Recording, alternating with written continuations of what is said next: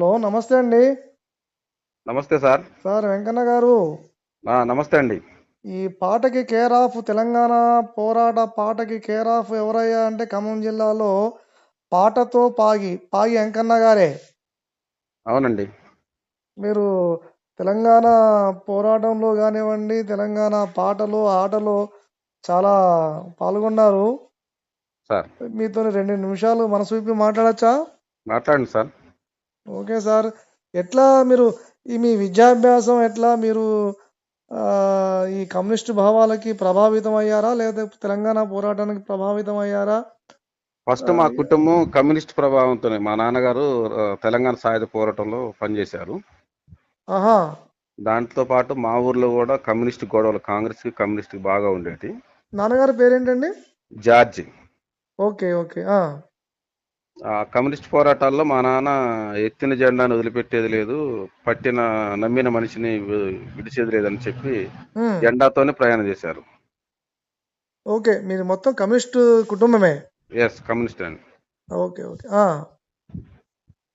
ఇక మా నాన్నగారు ఆ టైంలో రైల్వే ఎంప్లాయ్ వచ్చినా గానీ ఈ ఎంప్లాయ్ వల్ల రూ. 20, రూ. 30 వస్తే ఏమైద్దని చెప్పి ఆ ఉద్యమంతోనే కట్టుబడి ఆ ఉద్యోగాన్ని వదిలిపెట్టేశారు. కమ్యూనిస్టు ప్రభావానికి లోనైపోయి ఆ ఉద్యమకారుడుగానే మిగిలిపోయారు. అంతే. తర్వాత మీరు ఆర్థికంగా కొద్దిగా ఇబ్బంది పడి ఉంటారు గదా! మొదటి నుంచి ఇప్పటికి కూడా ఆర్థికంగా ఇబ్బందినే ఉన్నామండి. రెక్కాడితేనే డొక్కాడే కుటుంబం మాది. భలే వాళ్ళండి. మీరు కమ్యూనిస్టు యోధులు. మీరు తెలంగాణ పోరాటంలో మీ యొక్క పాట చాలా ప్రాముఖ్యత ఉంది. ఎక్కడ చూసినా ఈ పాటతో పాగి అనేది చాలా నినాదం బాగా ఖమ్మం జిల్లాలో పేరుకుపోయింది ఆ నినాదం. అంటే మలిదశ ఉద్యమంలో మేము బాగా ఉద్యమం చేసే టైం అప్పుడు ఉద్యోగుల సకల జిల్లా సమ్మెలో పాట బాగా ప్రభావితం చేసింది సార్ మమ్మల్ని. చాలా ప్రభావితం చేసింది. సార్. అయితే అయితే మీకు మీ మీద గాని మీకు టోటల్‌గా కుటుంబమే కమ్యూనిస్ట్ కుటుంబం. అవును. అయితే మీ మీద గూడా కమ్యూనిస్టు ప్రభావాలు, ఆ యొక్క సిద్ధాంత ప్రభావాలు బానే ఉంటాయి. ఉన్నాయి. నా మీద కూడా మర్డర్ చేయకపోతే మేము దొరకలేదు. తర్వాత మళ్ళీ ఊళ్ళో సెటిల్ అయ్యాము. ఆ! హ్మ్. అంటే అయితే ఊరు ఆ! సార్. ఆ! చెప్పండి. ఊరు రాజకీయాలలో ఆ! కమ్యూనిస్టోళ్ళకి, కాంగ్రెసోళ్ళకి పడదు. హ్మ్. హ్మ్. విలేజ్ రాజకీయాలు ఎట్టుంటాయంటే ఒకవేళ కమ్యూనిస్టోళ్ళతో కబాలన అవతలంటే కాంగ్రెసోళ్ళు కావచ్చు, తెలుగుదేశపోళ్ళు గాని మాట్లాడితే అతనితోనే ఎందుకు మాట్లాడను అని చెప్పి గొడవ చేసుకునే ప్రభావాలన్నమాట. జనరల్‌గా ఈ ఊరు రాజకీయాలు, ఈ కమ్యూనిస్టులు వీటికన్నా ఈ హ్మ్. దళితులంటే ఒక వివక్షత ఉన్నటువంటి సందర్భాలున్నాయి. మీరు దళిత కుటుంబం నుంచి వచ్చిన వ్యక్తులే గదా! అవునండి. అయినప్పటికీ కమ్యూనిస్టు ప్రభావాలు, కమ్యూనిస్టు సిద్ధాంతాల మీద బాగా మీరు మమేకమై ఉన్నారు. అవును. ఆహ్, మా ఊర్లో ఒక్క మాట సార్. ఆ! మా ఊర్లో దళితులకు అంతా ఐక్యంగా ఉన్నారు. ఆ రోజుల్లో మాలలు గాని, మాదిగలు గాని. సార్. కమ్యూనిస్ట్‌తో ఉన్న పరిస్థితి ప్రభావంతోని మా ఇళ్లల్లో గాని, వాళ్ళ ఇళ్ళలో కూర్చున్న మేము మేము మాలోళ్ళం, మేము మాదిగోళ్ళం ఎప్పుడు అనుకోలే. బాబాయ్, పెదనాన్న, చిన్నమ్మ, పెద్దమ్మ, అన్నయ్య, తమ్ముడు అని పిలుచుకునేటోళ్ళం. వాళ్ళ ఇంట్లో పోయి కార్మిక వర్గ దృక్పథంతో ఉండేవాళ్ళు. అంతే. హ్మ్. హ్మ్. ఆ ప్రభావంతోనే బతికాము. ఆ! ఆ! ఆ మనస్తత్వంతోని ఇప్పుడు కూడా మా గ్రామాలలో అదే తత్వంగానే ఉన్నాం గానీ, ఆ రకమైనటి విభేదాలు మా దగ్గరైతే ఎక్కడ లేవు. మేము అలాంటి వాటిలో కూడా దగ్గరగా ఉండం. నేను మిమ్మల్ని గత దశాబ్ద కాలం నుంచి చూస్తున్నాను. మీలో గూడా ఎక్కడ సార్. కమ్యూనిస్ట్ భావాలు తప్ప వేరే భావాలు లేవు. అయినప్పటికి గూడా సార్. ఇప్పుడున్నటువంటి రాజకీయ పరిణామాలు గానివ్వండి, రాజకీయ సమీకరణలు గానివ్వండి, బహుజన కాన్సెప్ట్ అనేది సార్. బాగా పెరిగిపోతుంది. ఈవెన్ కమ్యూనిస్ట్ సిద్ధాంతాల్లో గూడా నీల్ జెండా, లాల్ జెండా ఐక్యం కావాలని జెప్పేసి కొంత సిద్ధాంతాలు గూడా మార్చుకునే పరిస్థితి ఏర్పడింది. ఎందుకంటే గతంలో అంబేద్కర్ అంటే ఎవరో తెలవని కమ్యూనిస్టులు గూడా హ్మ్. ఇప్పుడు నీల్ జెండా, లాల్ జెండా ఐక్యం కావాలని జెప్పి ఒక నినాదాలొస్తున్నాయి. హ్మ్. అట్లే పోయిన ఎన్నికల్లో గూడా ఈ నీల్ జెండా, లాల్ జెండాతోని పోటీ చేసిన సందర్భాలున్నాయి. అవును. అయినప్పటికీ మీలో ఏమన్నా మార్పొచ్చిందా? బహుజన తత్వం మార్పు? అంటే ఇప్పుడు కమ్యూనిస్టోళ్ళందరూ గూడా నీల్ లాల్ జెండా అంటానికి కారణం ఏందంటే, ఆ రోజులలో మార్క్సిజం, కమ్యూనిజంతోని పాటు ఆ రోజుల్లో గూడా కుల వివక్షత ఉన్నా గాని కమ్యూనిస్టులందరూ కూడా దగ్గర తీశారు. వాళ్ళ హ్మ్. కులాన్ని చూడలేదు. హ్మ్. హ్మ్. హ్మ్. హ్మ్. ఇప్పుడున్న పరిస్థితులు ఏందంటే, ఇప్పుడు వ్యవస్థ అంతా ఆర్థిక వ్యవస్థ మారిపోయింది. ఓటుకు నోటు అనే ప్రభావితం అయిన తర్వాత అంబేద్కర్‌ని సమాజంలో తీసుకొస్తే అసలు మనకు ఓటు తెచ్చింది అంబేద్కరయ్యా. అంబేద్కర్ చేపెట్టి మనం ఈ రోజు అంత చక్కగా ఉన్నాము. అంబేద్కర్ లేకపోతే మనకు రాజ్యాంగం లేకపోతే ఇవాళ ఈ ఈ అదే గోసిగుడ్డ ఉండేదే, మూతికి ముంతుండేదే, ముడ్డికి తాటాకు ఉండేదే ఇప్పుడు కూడా. అయినా ఆ ప్రభావితం ఆ రోజుల్లో కమ్యూనిస్టులను బట్టి అందరూ ఐక్యంగా ఉన్నారు. ఈ రోజు కూడా మళ్ళీ అదే కమ్యూనిస్టు కాకోకుండా మా అంబేద్కర్‌ని కాస్త కూస్త ఈ పిల్లలు చదువుకుంటున్నారు కాబట్టిగా చదువుకొని పిల్లగాళ్ళు అంబేద్కర్ గారు చేయబట్టి మనకు రిజర్వేషన్ వచ్చిందని ఇళ్లలో మోటివేట్ చేయటం వల్ల ఈ వీళ్ళకి ఆ రకమైన సందర్భాలు కాకోకుండా అంబేద్కర్ గురించి మనం చెప్పుకుంటూ పోతే మనతోని కలిసి ఉంటారని చెప్పి వాళ్ళు లాల్ నీల్ జెండాని కలుపుకొని వస్తున్నారండి. అంటే మీ ఉద్దేశం బహుజన దృక్పథాన్ని బ్రేక్ చేయడం కోసం వీళ్ళు చేస్తున్నారంటారా? అంటే బహుజనులు మన రాజ్యాధికారం వస్తుందా రాదనేది మనం అయితే చెప్పలేము సార్. బహుజనులకి ఇప్పుడు దగ్గర కావాలంటే ఇప్పుడున్న పరిస్థితులలో ఇక లాల్ నీల్ అంబేద్కర్ని చెప్పాలా, పూలేని చెప్పాలా. ఈ పూలేని అంబేద్కర్ని చెప్తే వీళ్ళందరూ కాస్త కూస్త కమ్యూనిస్ట్కి వెళ్తూ కలిసి వెళ్తుంటారనే ఆలోచన అనమాట. హ్మ్. ఇది మంచి ఆలోచన మరి. కార్మిక వర్గ దృక్పథం అనేది అంతిమంగా తప్పని పరిస్థితే గదా! మీ మీరు గూడా కమ్యూనిస్ట్ కుటుంబం నుంచి వచ్చిన వాళ్ళు. సరే అవునండి. ఒకటి వెంకన్న గారు మీరు ఈ పాటకి గద్దర్ గారు ఎట్లనో, తర్వాత వంగపండు ప్రసాద్ గారు ఎట్లనో ఖమ్మం జిల్లాలో సార్. పాయి వెంకన్న గారంటే చాలా ఫేమస్. థ్యాంక్ యూ ప్రతి సార్. ఫంక్షన్‌కి మిమ్మల్ని పిలవడం గాని, ప్రతి ఫంక్షన్‌లో మీరు పాట, మీ యొక్క ఆట సార్ చాలా సార్. ఆకర్షణీయంగా ఉంటుంది.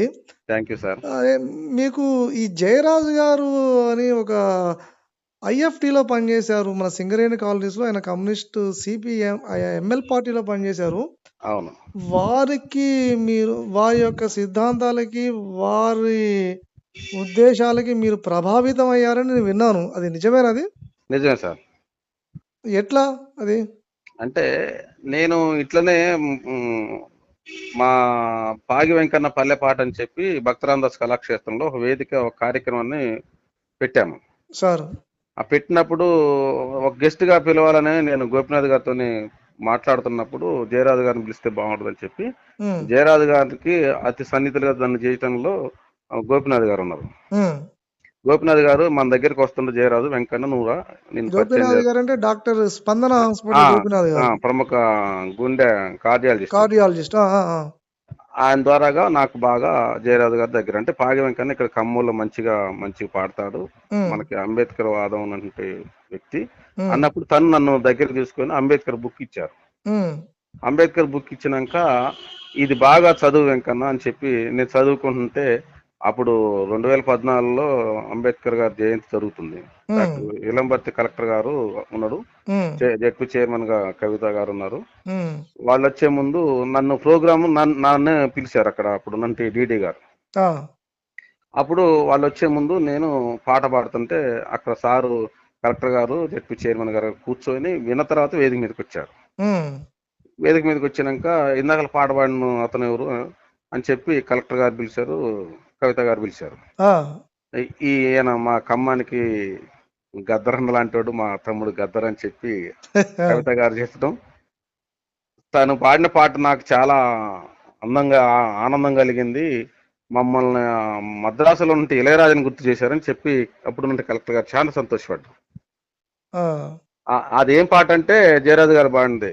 మా బడిలో టీచర్ అంబేద్కర్, మా బ్రతుకు ఫ్యూచర్ అంబేద్కర్, మా దారికి టార్చ్ అంబేద్కర్, భారత్కు మార్క్సు అంబేద్కర్, జగోరే జాగు అంబేద్కర్, జగత్ జననేత అంబేద్కర్, బడుగులకు ప్రాణం అంబేద్కర్, భవితకు మార్గం అంబేద్కర్, జగోరే జాగు అంబేద్కర్, కులానికి శూలం అంబేద్కర్, మతానికి మందుర అంబేద్కర్, మనువుకు మరణం అంబేద్కర్, మానవత మూర్తి అంబేద్కర్, జగోరే జాగు అంబేద్కర్, జగత్ జననేత అంబేద్కర్, బడుగులకు ప్రాణం అంబేద్కర్, భవితకు మార్గం అంబేద్కర్, భూవకై కోరితే అంబేద్కర్, భూములను పంచితే అంబేద్కర్, భూవకై కోరితే అంబేద్కర్, భూములను పంచితే అంబేద్కర్, పరిశ్రమల వాటా అంబేద్కర్, ప్రగతి జన సూత్రం అంబేద్కర్, జగోరే జాగు అంబేద్కర్, జగత్ జననేత అంబేద్కర్,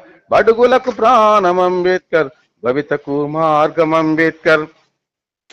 మరి కలెక్టర్ గారు వినేటప్పుడు నేను ఫస్ట్ ఒక మాట చెప్పాను. ఈ రోజు మనం అందరం కూడా ఈ రకమైన గుడ్డ కట్టుకోవడానికి, ఇట్లా షూ వేసుకోవడానికి, ఆనందంగా అందరితో కలిసిమెలిసి ఉండడానికి కారణం డాక్టర్ బాబాసాహెబ్ అంబేద్కర్. ఆయనే. అందుకే ఇవాళ అందరికి రిజర్వేషన్ తీసుకొచ్చి, ఓటు తీసుకొచ్చి ఉండటం వల్ల అందరం కలిసిమెలిసి ఉంటున్నాం. అందుకే ప్రతి ఇంట్లో బాబాసాహెబ్ అంబేద్కర్ ఫోటో ఉండాలా. ఇవాళ ఎదుగుతున్న పిల్లలకి తను ఎవరో తెలియజెప్పాలని చెప్పి మా ఇంటి నీడ అంబేద్కర్, మా కొలువుల జాడ అంబేద్కర్, ప్రేమికుల స్వప్నం అంబేద్కర్, పేదలకు రాజ్యం అంబేద్కర్, జగోరే జాగు అంబేద్కర్, జగత్ జననేత అంబేద్కర్, బడుగులకు ప్రాణం అంబేద్కర్, భవితకు మార్గం అంబేద్కర్. ఇది సార్. వెంకన్న గారు, సార్ సార్ 100 పుస్తకాలు చదవడం కన్నా ఇలాంటి 100 పుస్తకాల భావాలు ఒక పాటలోనే మీరు వ్యక్తపరుస్తున్నారు. అవును సార్. పాట, ఆట సామాన్యమైనది కాదు. ప్రజల్ని బాగా ఉత్తేజపరుస్తుంది. నేను అయితే ఆ రోజుల్లో సార్ ఒక మాట దీంట్లో మధ్యలో ఆ! మేము డిస్కస్ చేశాం. పర్లే అంటే పర్లే. కలెక్టర్ గారు ముందు నేను చెప్పిందంటే 1928లో మనకి ఆ పూణేలో బాబాసాహెబ్ అంబేద్కర్ స్మృతులను తగలబెట్టినప్పుడు ఎవరూ మాట్లాడలే. హ్మ్. ఆ విషయాన్ని చెప్పినప్పుడు ఆయనకి హత్తుకుంది. అబ్బో, అంబేద్కర్ అంటే ఇంత భావం తెలిసిన అనే వ్యక్తి ఆయనలో ఒక ఇది నన్ను పిలిచి మంచిగా చాలా అభినందించినాక ఆ ఆనంద బాష్పాలని నేను ఒక వారం రోజులు పంచుకున్నాను. నాకే తెలియకోకుండా సంతోషమైనటి ఈ ఏడుపు, ఒక పక్క ఏడుపు, కళ్ళ నీళ్ళు రావటం, ఆనందం కలగటం. ఇన్స్పిరేషన్. అది జయరాజ్ అన్నతో పంచుకుంటుంటే, మాట్లాడుతుంటే ఆ నీళ్లు కారిపడుతుంటే, తమ్ముడు చాలా సంతోషం, నువ్వు అంత చక్కగా పాడినట్టు నాకు చాలా ఆనందంగా ఉంది. కలెక్టర్ గారు, జెడ్పీ చైర్మన్ గారు నిన్ను అభినందించింది చాలా అని చెప్పి సంతోషపడేవాడు. ఓకే. ఇప్పుడు జయరాజు గారి దగ్గర మళ్ళొద్దాం. సార్ అంతకన్నా ముందు సార్ ఇప్పుడు ఈ గద్దర్ లాంటి వ్యక్తులను కూడా సార్ ఇప్పుడున్నటువంటి ప్రపంచీకరణలో, సార్ ఈ రాజకీయ పరిణామాల్లో సార్ అలాంటి అంటే ప్రజల గొంతులు కూడా నొక్కేయడానికి పాపం గద్దర్ కూడా కాంగ్రెస్‌లో చేరిపోయిండు. గొంతు నొక్కేశారు. గద్దర్ గారు కాంగ్రెస్ చేరలేదండి, వాళ్ళ అబ్బాయిని చేర్చారు. మరి ఆయన సోనియా గాంధీని ఆయన అంటే కలిసాడుగా. కలవటానికి కారణం ఏంటంటే వాళ్ళ అబ్బాయికి టికెట్ కోసం కలిశాడు. ఆయన కాంగ్రెస్ పార్టీలో చేతన ఎక్కడ ఇయ్యలేదు స్టేట్మెంట్. అంతే. అంతేనండి. లేదండి. ఇక్కడ ఏదో కాంట్రవర్సీగా చెప్తున్నారు మీరు. అది లేదు లేదు, నేను తెలుసుకున్నా ఇప్పటికి కూడా. నేను అదే పేపర్లలో కాంగ్రెస్ లో చేరినట్టు అనే విధానం ఆయన అక్కడ ఎక్కడ నాకు నేను అంటే వినలేదు. నా ఉద్దేశం ఏంటంటే ఈ ప్రజా గొంతుకలన్నిటిని కూడా మెల్లమెల్లగా నొక్కేస్తున్నారు. అంటే అంటే గద్దర్ లాంటి సార్, గొంతులు. దీంట్లో ఒక చిన్న ట్విస్ట్ ఉంది. అంటే హ్మ్. ఇవాళ తెలంగాణ వచ్చిన తర్వాత ఇవాళ హ్మ్. ఈ ప్రపంచంలో వాస్తవంగా చిన్న రాష్ట్రాల వల్ల తెలంగాణ అభివృద్ధి జరిగిద్దని చెప్పి doctor Babasaheb Ambedkar yes. Article పక్కా. రాయబట్టి పక్కా ఆ అది. రాష్ట్రాలు అభివృద్ధి జరిగిందని చెప్పి ఆయన రాసిన ఆర్టికల్ని పట్టుకొని కేసీఆర్ మన ఉద్యమం చేయటం, యెస్. ఆ యెస్. ఉద్యమం చేయటానికి ఆయన ఆర్టికల్ లేకుంటే ఉద్యమం చేయడానికి అవకాశం లేదు. హ్మ్. 69లో ఉద్యమం చేశారు. అయినా మధ్యలో కొంత నీరు గార్చుకొని కొంతమంది కొన్ని పార్టీలకు మళ్ళీ బలోపేతంగా ఇబ్బంది పెడితే వాళ్ళు మళ్ళీ ఆగిపోయారు. మళ్ళీ ఇప్పుడు 2009 నుంచి మళ్ళీ రావటం, ఆ 2009లో మేము సకల జన సమ్మెలో మేము పార్టిసిపేట్ చేయటం. సార్ కేసీఆర్ గారు చేసిన ఉద్యమం అల్లాటప్ప ఉద్యమం కాదు. అది ప్రపంచ వ్యాప్తంగా మళ్ళీ మరో తెలంగాణ సాయుధ అదే పోరాటం లాంటి ఉద్యమం ఉండేది. అదే సకల ప్రతి ఒక్కరు జనుల అనేది సమ్మె ఏంటంటే అంటే మామూలు సార్, విషయం కాదు అది. అదే ప్రతి ఒక్క అదే సందుకి గొంతుకి మాటతోని తీసుకోబట్టి ప్రజలందరూ మమేకమై ప్రజలందరూ కదిలి తెలంగాణ తీసుకొచ్చుకున్నారు. అయితే ప్రతి ఒక్కళ్ళు అనేది ఏంటంటే ప్రజల గొంతుకుల్ని కొట్టేస్తున్నట్టు కేసీఆర్ అని అంటారు, కానీ ప్రజల గొంతుకులు కాదు. 550 మంది కళాకారులకి వాళ్ళ నేను ఉద్యోగం. నేను మేము అట్లా అట్లా అంటలేదు. అంటే ప్రజల మీరు కాదు గొంతులే. సార్, అంటే ప్రజల్లో ఉన్నట్టు మాట చెప్తున్నాను మేము. హ్మ్. ప్రజల్లో ఉన్న మాట సార్ ఇది, మీరు అంటాం కాదు. ప్రజల్లో కూడా అట్లా ఏం లేదు. ఆయన కేసీఆర్ గారు మంచి కవితావేశం ఉన్నవాడు. నిన్న కూడా ఒక మాట సార్, నిన్న కూడా అక్కడక్కడ వింటున్నాను. గోరెటెంకన్నకి ఎమ్మెల్సీ ఇస్తే అమ్ముడు పోయిండు గోరెటెంకన్న పాటని తాకట్టు ఏమండి పెట్టి. కనిషిరామ్ గారు ఒక మాట అంటాడు, రాజ్యాధికారం చవి చూచని కులాలు మొత్తం సమసిపోతాయని. మనకు రాజ్యాధికారం ఇంపార్టెంటే. ఎస్. గోరేటి వెంకన్న గారేంటి ఆయన ఎవరికైనా అభినందించాలి రాజ్యాధికారం మనం. ఇంపార్టెంట్ అది. ఆయన అభినందించాలి సార్. ఇవాళ పాటకు పట్టాభిషేకం కట్టిండ్రు ఇప్పుడు కేసీఆర్ గారు. కనిషిరామ్ గారు ఒక మాట అంటాడండి, బ్యాలెట్ పట్టుకోలేని వాడు తుపాకీ ఏం పట్టుకుంటాడు? అవును, అవును, అవును. కాబట్టి ఇప్పుడు ఉన్నటువంటి రాజ్యాధికారం మనం అనుభవించాల్సిందే, తప్పదు. తప్పదు అది. ఇప్పుడు జయరాజు గారి దగ్గరకొస్తాను. సరే సార్. జయరాజు గారు కమ్యూనిస్టు భావాలుగా ఉండి ఎంఎల్ పార్టీలో పనిచేసి, ఐఎఫ్టీలో పనిచేసిన వ్యక్తి ఇప్పుడు అంబేద్కరిస్ట్‌గా మారాడు. అవును సార్. ఈ చాలా మంది ఇప్పుడు కత్తి పద్మారావు గారు గావచ్చు, బొజ్జా దర్గా గారు లాంటి వాళ్ళు గావచ్చు, చాలా మంది అంబేద్కరిస్టులుగా కొనసాగుతున్నారు. మరి బహుజన సమాజ్ పార్టీ ఎడల ఎందుకు వీళ్ళు అట్రాక్ట్ ఆహ్, కాలేకపోతుండ్రంట. కనెక్ట్ కాలేకపోవడం గాకుండా అసలు దూరం అవుతున్నారు ఎందుకని? ఆ! అంటే ఈ దీంట్లో నాకు తెలిసిందేందంటే సార్, మనం హ్మ్. నేనంత అంటే మీరు మీరు పెద్దగా మీ మీతో సహితంగా మాట్లాడుతున్నారు. మీరు కూడా అది ఓకే. అంటే నాకు బహుజన సమాజ్ తెలుస్తుందంటే పార్టీ ఖమ్మం ఇవాళ జిల్లాకి మీరు దూరంగా ఉంటున్నారు మీరు గూడా. అంటే ఇక్కడ మేము ఇప్పుడున్న పరిస్థితుల్లో మేము పాటని ఎప్పుడైతే ప్రభావితం చేసుకొని ప్రజల్లోకొచ్చామో, హ్మ్. ఈ ప్రజలందరూ మమ్మల్ని అందరూ కూడా అభినందిస్తారు. వాళ్ళ ఆశీస్సులోని ఇవాళ కూడా మేము ఈ రకంగా ఉన్నాం సంతోషంగా. But okay. హ్యాపీ. హ్మ్. హ్మ్. సో బహుజన దానికి ఐక్యం కాలేకపోవటం, దానికి కనెక్ట్ కాలేకపోవటం కారణం ఏంటంటే, మనకి బహుజన నౌకను నడిపించేంత పెద్దోళ్ళు ఇక్కడ మన దగ్గర లేరు ఒకటి. రెండోది, వాళ్ళు చెప్పిన మాటలు మనోళ్ళు అప్పటి వరకు వింటారు. ఆ తర్వాత ఇటు విని అటు వదిలిపెట్టేసిపోతారు. అంటే దానికి కారణం కమ్యూనిస్ట్ ప్రభావం ఎక్కువుందంటారా ఖమ్మం జిల్లాలో? కమ్యూనిస్ట్ ప్రభావం బరాబర్ ఖమ్మంలో ఉందండి. ఎందుకంటే మొదటి నుంచి ఇప్పుడు మా నాన్నోళ్ళు కూడా మొదటి నుంచి కమ్యూనిస్టులో ఉన్నటోళ్ళు. మా నాన్న మా ఇప్పుడు అదే మేనమామకి కమ్యూనిస్టులు ఈరోజు లాల్ జెండా, నీల్ జెండా అన్నా గాని బహుజన కాన్సెప్ట్ జెండాని ఎత్తుకోలేకపోతున్నారేంటి మనోళ్ళు? అంటే సార్, అంటే ఇప్పుడున్న పరిస్థితికి ఏంటంటే ఇవాళ జనాలందరూ ఎట్లా ఆకర్షితులవుతారంటే ప్రభుత్వం పెట్టే సంక్షేమ పథకాలకు కూడా కొంత ఆకర్షితులవుతున్నారు. హ్మ్. ఒకప్పుడు 35 రూపాయల పెన్షన్ ఇచ్చారు. హ్మ్. ఆ తర్వాత 70 రూపాయలకు వచ్చింది. హ్మ్. 70 రూపాయలది రాజశేఖర రెడ్డి వచ్చినాక 200 చేసిండు. హ్మ్. 200 చేసినాక కేసీఆర్ వచ్చినాక 1000 రూపాయలు చేసిండ్రు. సార్. ఆ రకంగా జనాలలో ఓహో వీళ్ళు మంచి చేస్తున్నారు, మనం ఆ రకంగానే ఉందాం. ఇప్పుడు ఇంకేమవుతుంది, ఈ కమ్యూనిస్ట్ వాళ్ళు అయితే ఈ రాజ్యాన్ని ఏలలేరు, కమ్యూనిస్ట్ వాళ్ళు వచ్చి మనకి మాటలు చెప్తారు, హ్యాపీ మనంతో అండగా ఉంటారులే, కానీ రాజ్యం అయితే రాదు వాళ్ళ వల్ల మనం పోతే. మీరు కమ్యూనిస్ట్ జెండా ఉన్నావు కదా, మీకు ఆయన చేస్తారు కదా అని అంటే వీళ్ళు అక్కడ కొంత మానసికంగా ఆయనకి ఒత్తిడికి గురై మనకు వచ్చే పెన్షన్ 200,000 ఇవాళ నెలకు 2,000 రూపాయలు ప్రభుత్వం నుంచి వస్తుంది సార్. ఒక కొడుకు అన్నం పెట్టకపోతే ఒక తల్లి ఆ 2,000తో నిల తీసుకునే పరిస్థితులు ఉంది. 6 కేజీలు ఇప్పుడు బియ్యం వస్తున్నాయి నేను కమ్యూనిస్టుల గురించి మాట్లాడట్లేదు. బహుజన సార్. కాన్సెప్ట్‌ని అంటే అందరూ బహుజనులుగా ఉండలే. అందరూ అంబేద్కరిస్టులు అంటారు. అవును. ఒక జాతీయ పార్టీ ఇప్పుడు జనరల్‌గా అంబేద్కర్ ఉన్నప్పుడు కూడా రిపబ్లికన్ పార్టీ పెట్టినా జాతీయ పార్టీకి ఎదగలేకపోయారు అంబేద్కర్ గారు. ఉమ్, అవును సార్. కాన్షీరామ్ గారు వచ్చిన తర్వాతనే ఒక దళితులకి ఒక జాతీయ పార్టీ వచ్చింది. ఉమ్. ఆ జాతీయ పార్టీకి ఎందుకు ఆకర్షితులు కాలేకపోతున్నారు అంబేద్కరిస్టులందరూ? ఆకర్షితులు కాలేదు, అదే నేను చెప్పాను సార్. ఇప్పుడు ఇక్కడ ధనవంతులకి పేదోళ్ళకి ఇక్కడ ఒక యుద్ధం జరుగుతుంది. ఆ యుద్ధంలో ధనవంతులకి వెళ్ళి ఎక్కువ పేదోడైనా పోతారు, కానీ డబ్బులు లేని వాళ్ళకి వెళ్ళిపోరు. అంటే మన వాళ్ళు మరి అంటే మాటలు చెప్తారు. మళ్ళీ మనకి మార్క్సిజమే శరణ్యం అంటారా? అది తప్పకుండా. ఎందుకంటే బాబాసాహెబ్ అంబేద్కర్ని మీకు తెలుసు. ఆహ్, బాబాసాహెబ్ అంబేద్కర్కే మోసం చేశారు. నేను ఇన్ని ఫలాలు అందించినా యెస్. యెస్. మీరు కరెక్ట్ అది. ఇంత చక్కగా మీరు ఎదగండి, బతకండి, మీ శక్తి కొలది మీరు ఉండండి. మీరు సింహం లెక్క ఉండండి కానీ మేకల లెక్క ఉండొద్దని చెప్పినాను. అంటే మీరు చెప్పేదేంటి? అంతిమంగా మనకి కార్మిక వర్గ నియంతృత్వం తప్ప ఈ అంతే. ఈ కుల పోరాటాలు గానివ్వండి, ఈ కాన్సెప్ట్ గాకుండా మనకి ఒక సైంటిఫిక్ మార్క్సిజమే మనకి మార్గదర్శకం అంటారా? మార్క్సిజం మార్గదర్శనంతో పాటు అంబేద్కరిజం కూడా మనకు మార్గదర్శనం సార్. ఎందుకంటే ఇవాళ అంబేద్కర్ అనే వ్యక్తి మన భారతదేశంలో మహారాష్ట్రలో ఈ ఇందుట్లో ఒక 3 రకాల మనుషులు ఇక్ మన. ఇక్కడ వెంకన్న గారు ఇక్కడ చిన్న కన్‌ఫ్యూజన్ క్రియేట్ జేస్తున్నారు. సార్ ఎట్లా? అంటే మీలాంటి మేధావులు అవ్వచ్చు, మీలాంటి కళాకారులు కావచ్చు. మేము ఇప్పుడు జే మేధావులేం కాదు ఇప్పుడు సార్, జే మిడిమిడి ఇప్పుడు జ్ఞానమే. జయరాజు గారు లాంటి వాళ్ళే సార్, కమ్యూనిస్ట్ ఉద్యమంలో పాల్గొని మళ్ళీ అంబేద్కరిస్ట్ అంటాడు. ఇక్కడ క్యాడర్ గూడా కన్‌ఫ్యూజ్ అవుతుంది. అంటే సోషలిజానికి ఆయన చెప్పింది ఏంటి, హ్మ్. మీరు కార్మికులారా ఏకం కాండి, మీరు ఏదైనా ఏకమైతేనే సాధించగలుగుతారు. దీంట్లో ఇప్పుడు అన్ని రకాల ఆ, ఆ, ఈ గ్రూపులు వచ్చినాయి కదా సార్, యూనియన్లు.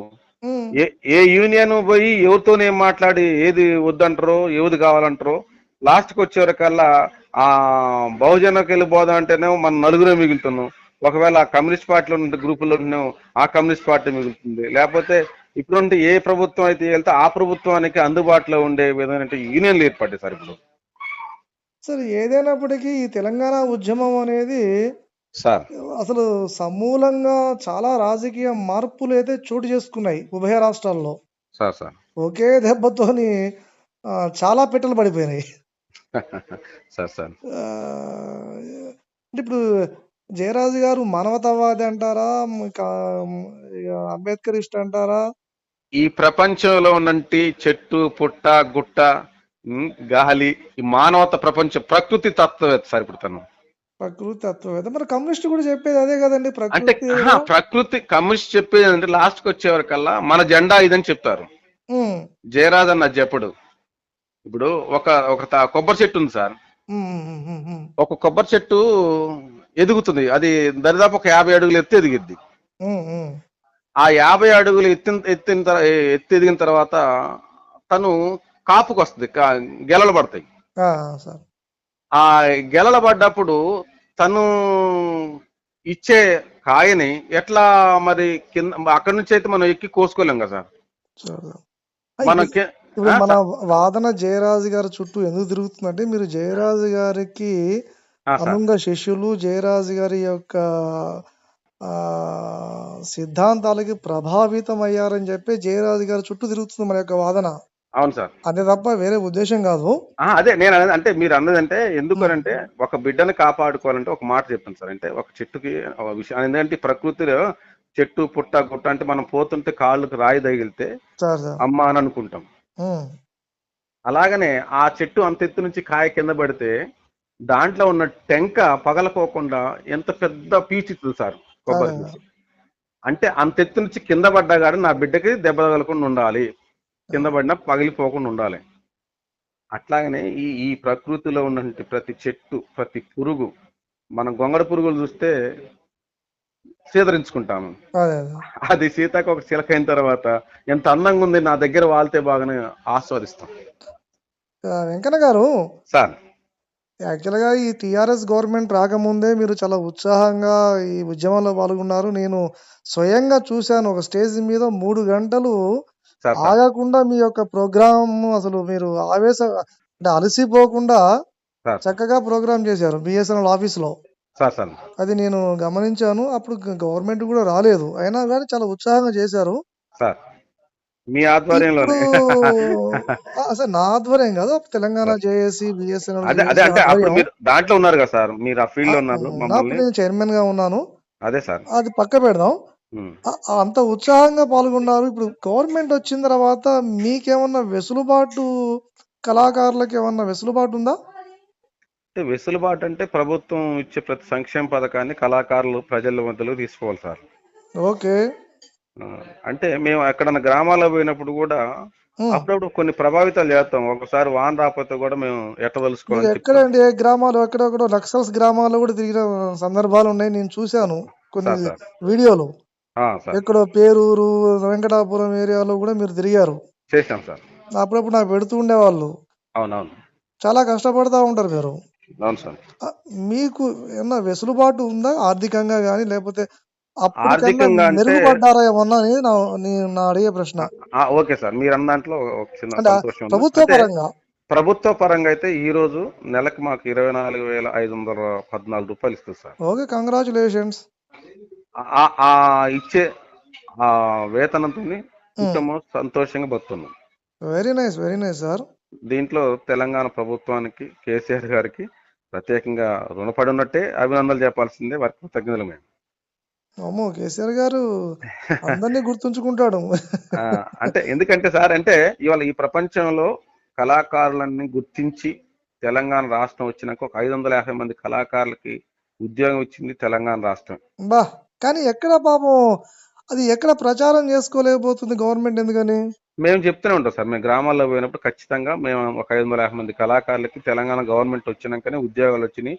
మేము హ్మ్. గవర్నమెంట్ సర్వెంట్లమే, గవర్నమెంట్ ఇచ్చే డబ్బులతోనే బతుకుతున్నాం చెప్తున్నాం very good. Very good sir. ఇంకోటి సార్. ఇప్పుడు రాబోయే ఈ మున్సిపాలిటీ, కార్పొరేషన్ ఎన్నికలున్నాయి కదా ఖమ్మంలో. మీ పాత్ర ఎలా ఉండబోతుంది? అంటే మేము రాజకీయాల్లోకి ఇప్పుడు మేము ఎంటర్ అయ్యేది ఉండదు సార్. ఆ! ఎందుకంటే మేము మా ప్రభుత్వ సంఘం నుంచి డబ్బులు తీసుకుంటున్నాం కాబట్టి గౌరవ వృత్తిని. ఓకే. ఓకే. సంక్షేమ కార్యక్రమాలు మాత్రమే మీరు ప్రచారం చేసే ఆ! సాధనాలు మీరు. అంతే. ఎన్నికలు రాకముందు ఎంత వరకైనా గవర్నమెంట్ గురించి చెప్తాం. ఇప్పుడు రైతు వేదికలు వచ్చింది, రైతు వేదికల గురించి చెప్తాం. హ్మ్. సంక్షేమ హ్మ్. పథకంలో ఇంకేదైనా తీసుకొస్తే రైతు బంధు తీసుకొస్తే రైతు బంధు, రైతు బీమా తీసుకొస్తే రైతు బీమా, లేదు కొత్తగా ప్రభుత్వం నుంచి ఇంకేదన్నా వచ్చింది. ఇప్పుడు కొత్త రెవెన్యూ చట్టం వచ్చింది. గతంలో రైతులందరూ కూడా ఇబ్బంది పడేటోళ్ళు. ఆ! ఒక అవును. ఒక అవునవును. భూమినే 4 సార్లు రిజిస్ట్రేషన్ చేసుకునేవాళ్ళు. అసలు కొన్నోడు కూడా ఒక్కోసారి బాధపడి కళ్ళమ్మట నీళ్ళు పెట్టుకుని పోయే పరిస్థితి వచ్చింది. అసెంబ్లీలోనే కేసీఆర్ గారు అన్నారు. నా భూమిని మహమ్మద్ అలీకి, మహమ్మద్ అలీ భూమిని నాకు రాసిస్తారు. అది చాలా స్పష్టంగా చెప్పారు సారే. అందుకనే అంటే ఈ వచ్చిన వాటిని అన్నిటిని ప్రభుత్వం ఏం చేస్తుంది అనేది ప్రజల దగ్గర తీసుకెళ్తాం సార్. ఓకే. వెంకన్న గారు, మీరు మీ పాటన్నా, మీ ఆటన్నా మాకు చాలా ఇష్టం. సార్ నాకు థ్యాంక్ యూ అంటే సార్. మాకు ఒక చిన్న కోరిక. సార్ సార్ వానమ్మ వానమ్మ ఒక చిన్న 2 చరణాలు పాడండి సార్. ముగించేద్దాం. తప్పకుండా సార్. జయరాజ్ అన్న ఆ! ఆ, ముఖ్యమంత్రి కేసీఆర్ గారే జయరాజ్ అన్నకి అవార్డు ఇస్తూ ఆ! ఆ రోజులలో జయరాజు రాసిన పాట మామూలు పాట అని ఆయనే వేదికలో ఆయనే పాడింది. ఆ! చేలల్లో నీళ్లు లేవు, చెలకల్లో నీళ్లు లేవు, వాగుల్లో నీళ్లు లేవు, వంపుల్లో నీళ్లు లేవు, నిన్నే నమ్మిన రైతు కళ్ళల్లో నీళ్లు లేవు. వానమ్మ వానమ్మో వానమ్మ ఒక్కసారన్న వచ్చిపోదే వానమ్మ. వానమ్మ వానమ్మ వానమ్మ ఒక్కసారన్న వచ్చిపోవే వానమ్మ. ఆ పాటని తన కళ్ళకి నీళ్లు తెప్పించింది సార్. అసలు మీరు పాడుతా ఉంటే నాకు ఒళ్ళంతా ఎట్లా అనిపిస్తుందండి. సార్ సార్ మీలో సార్ టాలెంట్ ఉంది. Thank you. మీరు అమూల్యమైన సమయాన్ని మాకు వెచ్చించారు. Sir thank you. ఏదున్నా మీకు మమ్మల్ని ప్రత్యేకంగా మీ స్టూడియోకి ఆహ్వానించి మమ్మల్ని ఇంత చక్కటి ఇంటర్వ్యూ చేసి లేదు. లేదు. ప్రజలకు లేదు. పరిచయం చేస్తున్నందుకు మీ లేదు. ఛానల్ మీరు ఎప్పుడో ప్రత్యేకంగా పరిచయమైన వ్యక్తులు, మీరు పరిచయమైనటువంటి అయినా గాయకులు. అయినా కానీ మీరు సార్ పరిచయం అంటే చేయటం కాదు. మీరే అంటే మాకు సమయం ఇచ్చినందుకు మీకు చాలా కృతజ్ఞతలు తెలుపుతున్నాం మేము. ఏదున్నా మేము ముందు పాటకు సలాం చేయాలి. ఎంత ఏది చేసినా ఆ! మమ్మల్ని నిలబెట్టినట్టు పాట థ్యాంక్ యూ అన్నగారు. మీతో. Thank you. Thank you sir. Thank you. నమస్తే అండి.